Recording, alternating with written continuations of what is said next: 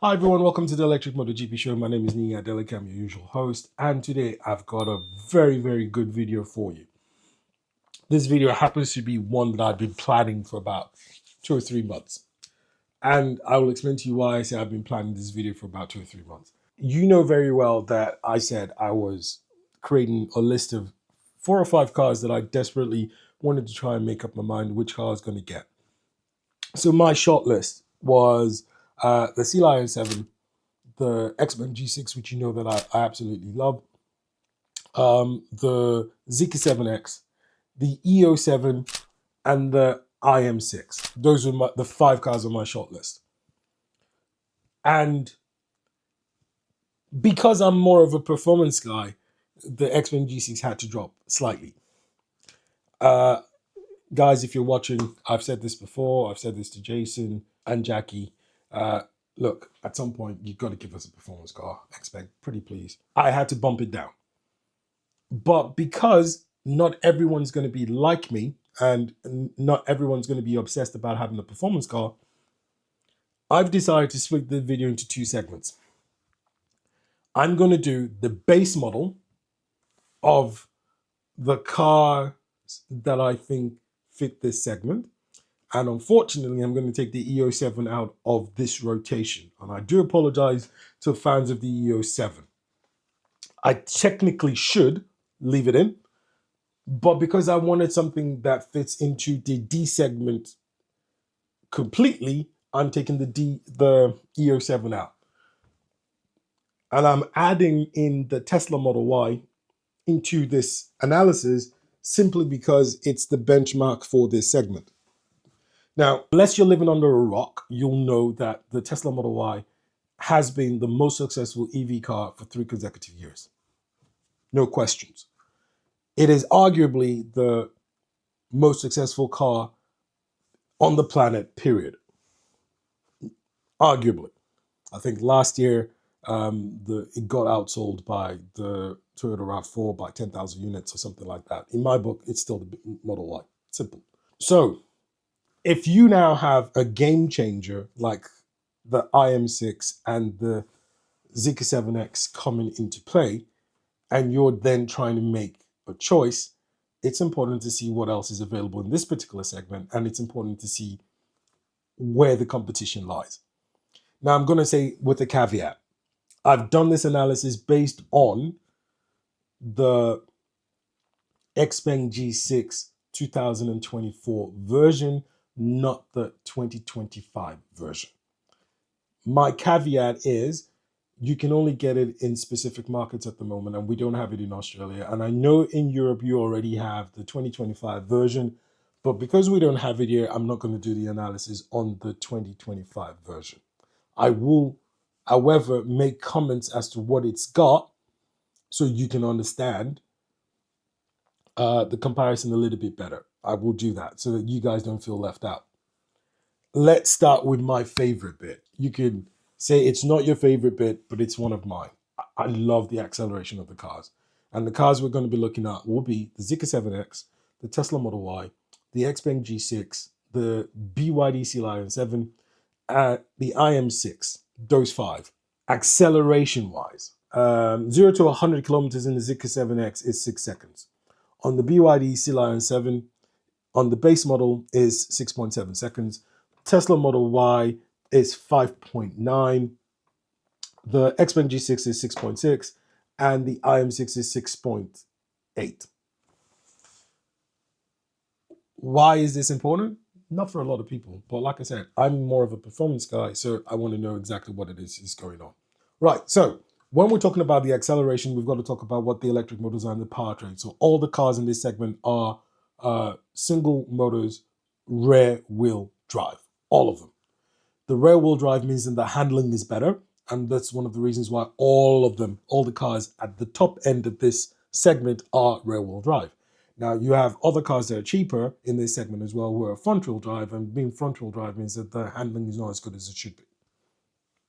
So let's start with the Zeekr 7X. The Zeekr 7X has got a 310 kilowatt electric motor, which then means its acceleration 0 to 100 in 6 seconds. The BYD has got a 230 kilowatt electric motor, which then gives it 6.7. The Tesla's got a 230 kilowatt, which then gives it the 5.9 seconds. The Xpeng G6 has got 190. It's the weakest of all of them in there, and that gives it a 6.6. And the IM6 has got 217 kilowatts, which then gives it 6.7. But it's a heavier car than the other cars, which is the reason why its acceleration is slightly below. Slightly. Batteries. So I said I was going to talk to you about the batteries specifically because I wanted you to understand that the batteries also has something to do with the weight and the efficiency. And if you're a Tesla fan, you'll understand that Tesla's efficiency when it comes to batteries is one of the reasons why it's probably always going to be one of the best cars in the world, because its efficiency is probably best in class. The Zeekr 7X comes in with a 75 kilowatt hour battery. It's the Golden Brick battery, LFP battery. It's the one that's capable of charging 475, 0 to 100, 10 to 80% in 10 minutes if you can get a 500 volt or 500 kilowatt hour charger. Australia doesn't have any. So the UK is beginning to roll out some. A lot of guys in Europe, you guys are very, very lucky. Germany, Norway, Sweden, lots of 500 kilowatt hour chargers available now. So you guys will probably be able to do the fast charging in this car in 10 minutes. But for Australia, we're still stuck with 350 up until 2026, when I've heard that Xpeng and BYD are likely to roll out their own chargers here. And there's another, well, I'm not allowed to give you that information, so I'm not going to go. I don't want to get into trouble. So 75 kilowatt hour Golden Brick battery. BYD comes with an 82 kilowatt hour battery, but the BYD is heavy. And therefore, when you're talking about the range in all of the cars, you find that the most efficient of all the cars here is the Tesla. It's a 66 kilowatt hour battery, but you only have access to 60. It does a 6 kilowatt hour reserve, which means when the battery does tell you 0, you could probably still do about 20 to 30 miles, which is roughly about 40 to 50 kilometers extra, which is one of the things I like about the Tesla. So the Tesla can do 466 kilometers on a 60 kilowatt hour battery. The Zeekr 7X on a 75 kilowatt hour battery will do 480. The BYD Sea Lion 7 will do 482 kilowatts on an 82 kilowatt hour battery. The Xpeng G6 on a 66 kilowatt hour battery will do 435, so it's got the lowest range in this segment. And the 75 kilowatt hour battery on the IM6, you get 450, which is not best in class, but which is probably very impressive as well. Architecture. I say this all the time. If you're going to buy a car, think about the architecture. But if you're going to be driving predominantly in the city, you're not going to be doing a lot of long distance, and you're going to be charging at home, then architecture is not really as important for you. I say architecture because I keep talking about future proofing. It's very easy for your car to become obsolete within the next 5 to 6 years, because by that time, I fully expect the 800 volt architecture to become the industry standard. For now, because Tesla is still using the 400 volt, lots of people are believing they can get away with the 400 volt. So 2 cars in this segment are 400 volt architecture. 2 cars in the selection I brought forward. So the Sea Lion 7 is a 400 volt architecture, which has got a max charging speed of 150. The Tesla Model Y is a 400 volt architecture as well, but it can do peaks of 170 and it can maintain better at 150. So I've got to be honest with you, the charging curve of the Tesla model, of the BYD Sea Lion 7 is flatter than the charging curve of the Tesla Model Y. But they're both capable of 150 to 170. The Zeekr 7X has got the Golden Brick battery. It's got the best charging curve and the fastest charging here. Simple. No competition. It's capable of 475 kilowatts based on the 800 volt architecture. Now, the next best on this list is the Xpeng G6. Now, for you guys in Europe that are getting the 2025 model of this, you are using the CATL version, which is almost at par with the golden brick battery. It's LFP as well. And you now have a 70 kilowatt hour battery, but you've got 66 kilowatts usable. And the new battery is capable of charging at 5C, which means it does 10 to 80% in 12 minutes. In the 350, 360, it does it in 13. So therefore, you guys have got the better battery on the market right now, LFP. But based on what is available in Australia right now, the best LFP battery that you can get is the Golden Brick battery, and that is what is in the Zeekr 7X. What else does the base model of the Zeekr 7X get points for? I said the 800 volt architecture.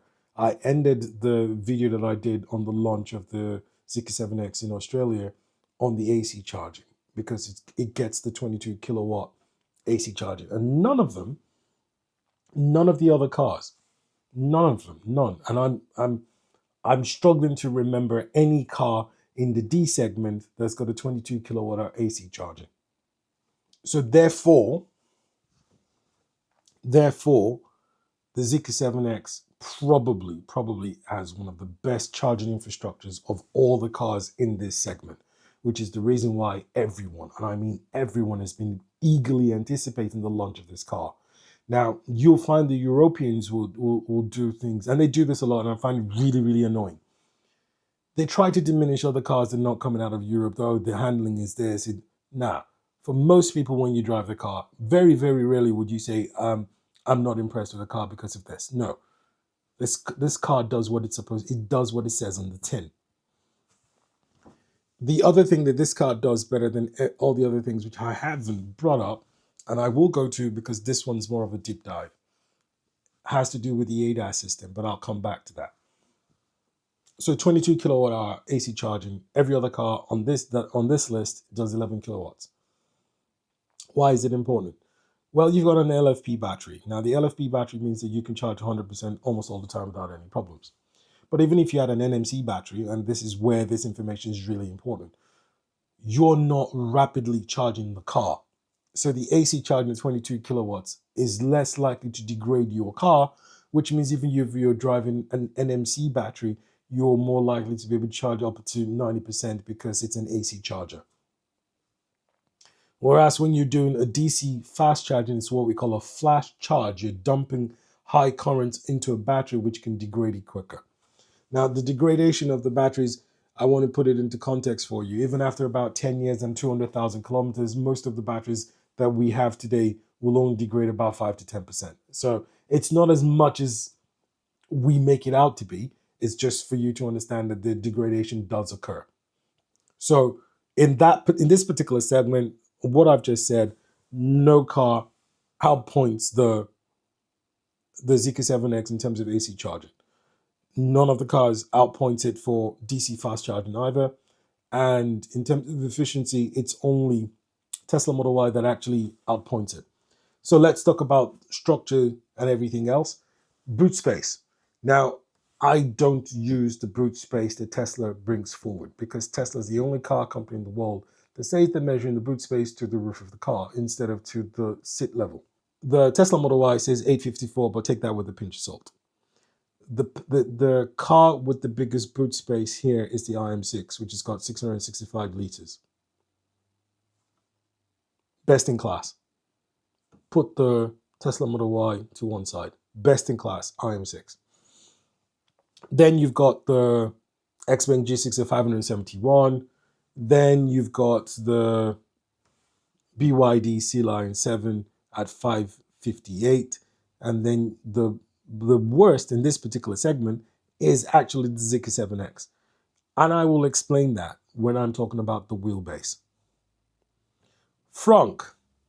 The Zeekr 7X has got a 62 litre frunk. The BYD C-Line 7 has got a 58 litre frunk. The Tesla's got a 117 litre frunk. It's best in class here. The G6 has got no frunk on the 2024 model, but it does have in the 2025 model. The IM6 has got a very little frunk, 32 liters, barely able to hold cables. Now, heads-up display, the base model of the Zeekr 7X does not have a heads-up display. The long-range version of the Zeekr 7X does. So if the heads-up display is not important to you, and Napa leather, which is one of the things that it does have, is important to you, then you need to go to the middle segment for the long range, but that's not being discussed here. The Sea Lion 7, I think the base model doesn't have I think it does have the heads-up display. Tesla, no heads-up display, no driver instrument cluster. The Sea Lion 7, heads-up display, driver instrument cluster. The Zeekr 7X, driver instrument cluster, it's got the biggest one, I think, 13.1. The Spec G6 does have a 10.25 driver instrument cluster. The IM6 does not have a heads-up display. It does have a driver instrument cluster, but it's a complicated one because it's got a 26-inch screen. And 13 inches of that is the driver instrument cluster, and 13 inches of that is your infotainment system. Now, it's a long one, which is not one of my favorites, I've got to be honest with you, but it's one that I'm getting used to. Let's put it that way. Now let's talk about the actual size of the car. The Zeekr 7X is 4.787 meters in length, 1.93 meters in width, 1.65 meters in height, and it's got a wheelbase of 2.9 meters. The Sea Lion 7 is bigger. It's got a 4.83 meter length, 1.29, so almost dead ringer for the width. It's got a 1.62 meter height because it's more of a coupe, but it's got a longer wheelbase. It's got a 2.93 meter wheelbase, which is also why I think it kind of gets the sweet spot, right? It's long enough to ensure you've got a decent boot size, and it's long enough to ensure that the interior is still very comfortable. Tesla Model Y comes in at 4.79 meters long. It's 1.93 meters wide. It's 1.65 meters in height, and it's got a wheelbase of 2.9 meters as well. The Spec G6 has got a 4.75 meter length, 1.92 meters in width. Again, very, very close, just 10 millimeter difference between it and the Zeekr 7X. It's got a 1.65 meter in height as well, very similar to the Tesla Model Y, but it's got a slightly smaller wheelbase at 2.89. Again, 10 millimeters different. The biggest in class here is the IM6. The IM6 is 4.9 meters in length. So the only car that comes close to it is the Sea Lion 7. It's got a width of 1.98 meters. So it's got a 50 centimeter width gap, 58 actually, over the closest of it here. It's tall as well, almost as tall as even slightly taller than the Tesla Model Y, because it's 1.67 meters, and it's got the longest wheelbase. It's 2.95 meters in terms of the wheelbase.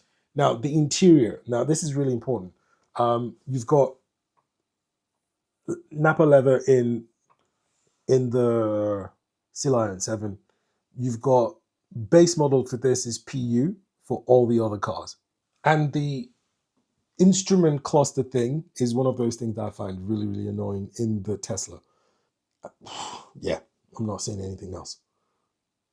So based on everything I've told you, best in class at this particular point is probably going to be the Zeekr 7X.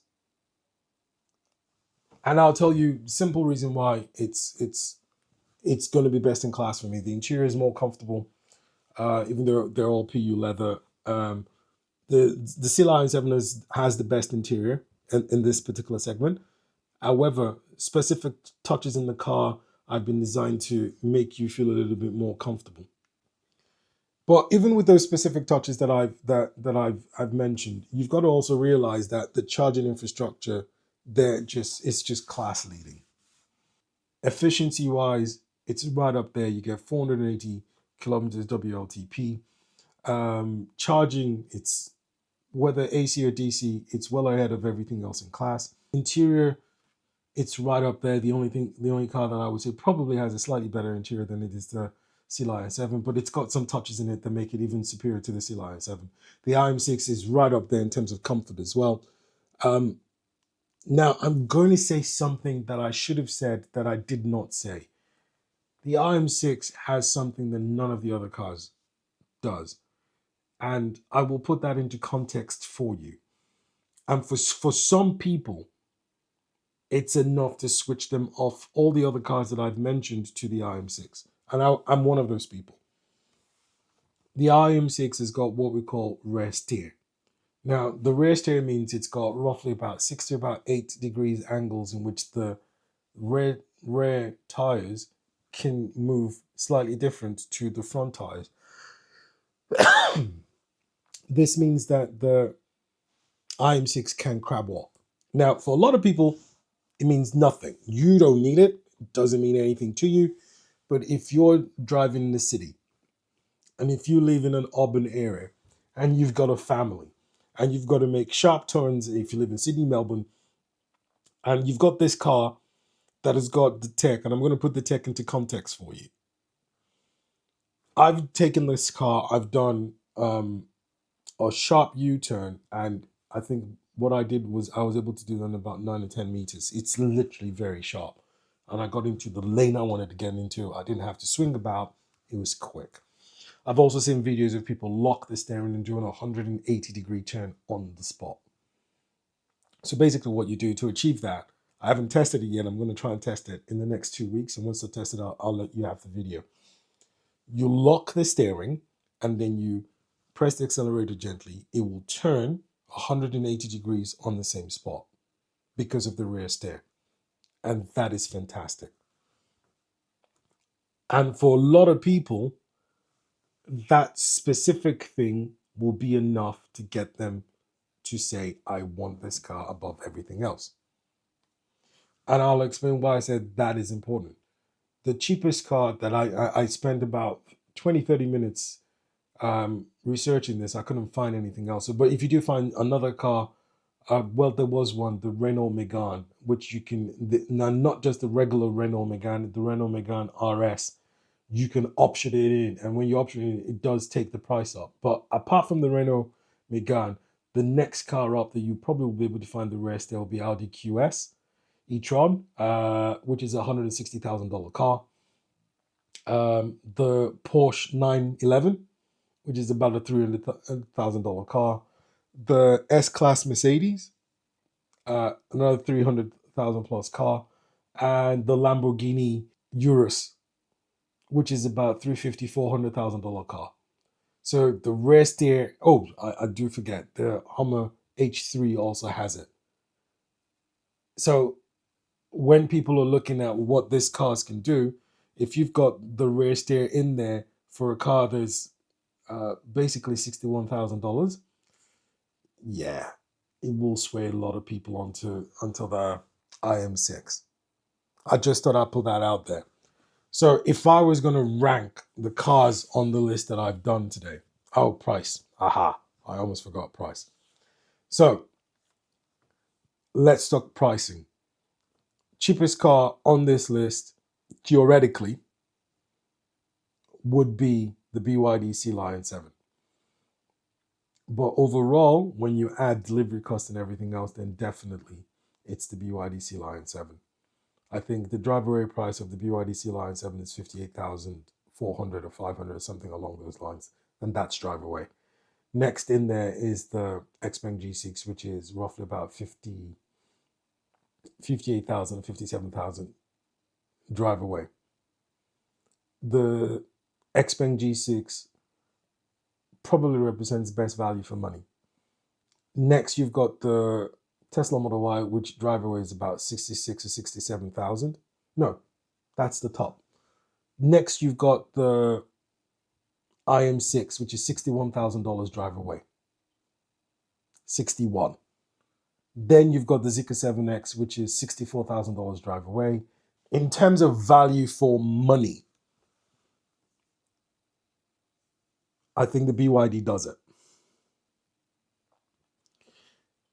But because of the rear steer that is in the IM6, I probably have to give it to the IM6 because it's $61,000. All the prices I'm talking about are AUD, which is roughly, to put it into context, roughly about 38,000 USD, for 38 to 40,000 USD, thereabouts. So value for money. Rear steer just puts the IM6 in that category. But in terms of overall package and everything that you get, the Zeekr 7X beats everything else because of everything, the whole package. Quicker charging, comfortable interior, good suspension, good handling. So it's a really good package. Now, so if you've liked this video, please like, share, and subscribe. The next one I'm going to do will be the video comparing the top trim to see which one's best value. It will be same cars. The only thing that's going to be missing in this particular one will be the Xpeng G6, because the Xpeng G6 doesn't have a performance model available in Australia at the moment. So stay blessed. Please like, share, and subscribe, and I'll see you on the next one.